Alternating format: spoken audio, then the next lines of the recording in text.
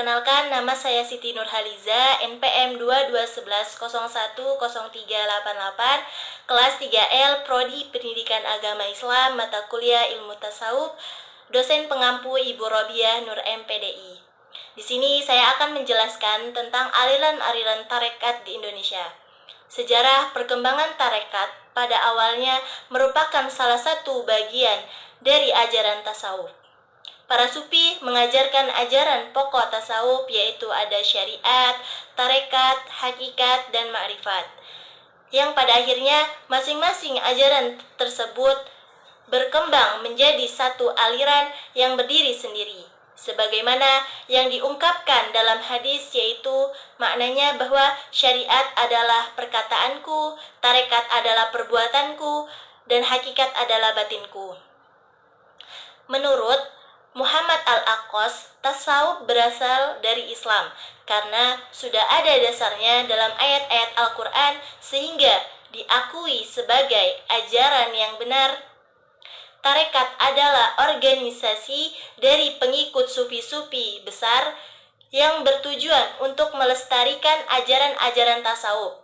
Adanya pengajaran dari luar seperti agama Kristen dengan paham menjauhi kehidupan dunia dan mengasingkan dunia dan mengasihkan diri.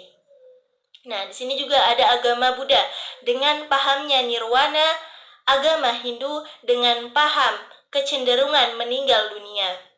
Dan mendekatkan Tuhan, dikatakan bahwa ada kesamaan antara tarekat dalam Islam dengan ajaran yang ada di agama lain. Lalu disimpulkan bahwa tarekat Islam itu munculnya karena faktor dari luar Islam. Tarekat yang muncul dalam Islam murni bersumber dari ajaran yang disampaikan oleh Rasulullah SAW. Nah, di sini ada macam-macam tarekat. Di Indonesia sendiri terdapat bermacam-macam nama tarekat dan organisasi-organisasi, baik tarekat internasional maupun tarekat yang lokal. Sini ada tarekat internasional, yaitu Mutaba'ar, yaitu tarekat Qadariyah, Saziliyah, Naksambadiyah, Holwatiyah, Satariyah, Samiyah, tarekat Tizaniyah, tarekat Qadariyah, wa Naksambadiyah. Sedangkan yang lokal yaitu tarekat Sidaqiyah. Tarekat Sidaqiyah berkembang dari suatu desa yang bernama Losari, Kecamatan Plos. Pengembangan tarekat Sidaqiyah dilakukan oleh seorang kiai yang bernama Muhammad Muhtar bin Haji Muhti yang telah mendapat pelajaran yang berbaiat pada seorang guru tarekat yang bernama Syekh Syuaib Jamali Al-Bantani. Agar mempermudah penyebaran ajarannya, tarekat Sidqiyah mendirikan Yayasan Pendidikan Sidqiyah yang berpusat di Desa Losari, Kecamatan Ploso, Jombang.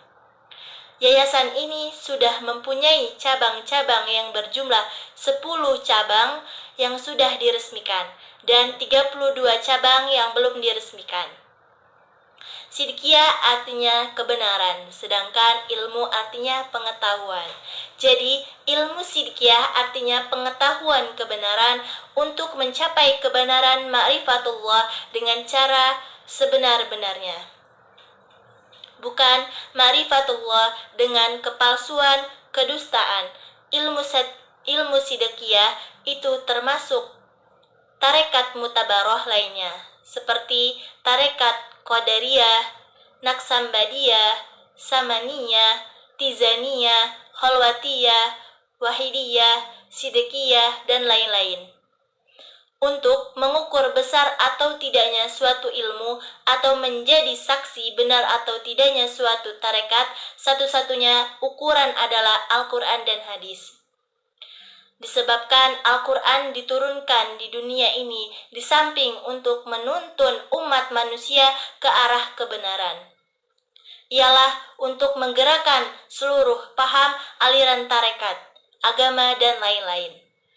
Al-Quran satu-satunya kitab, di dalamnya tidak ada keraguan seperti dijelaskan dalam Al-Quran. A'udzu billahi minasyaitonir rajim. Bismillahirrahmanirrahim. Dzalikal kitabu la raiba fih hudal lil muttaqin. Artinya, Al-Quran ini tidak ada keraguan, padanya petunjuk bagi mereka yang bertawakal. Nah, di sini ada ajaran tarekat Sidqiyah. Yang pertama, manusia dididik, dibimbing, diatur agar dekat kepada Allah yang sebenar-benarnya dekat.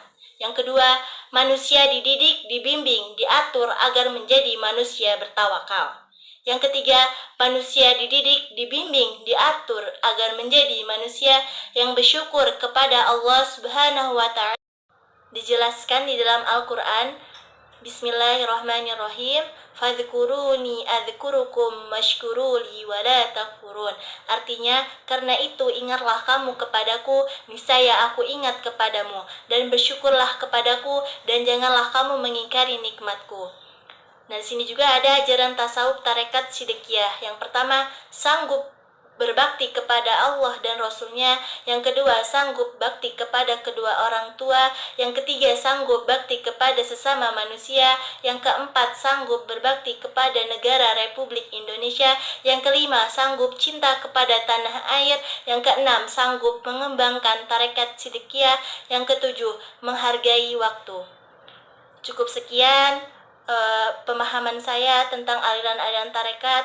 Apabila ada kesalahan tutur kata, saya mohon maaf dan saya mohon ampun kepada Allah.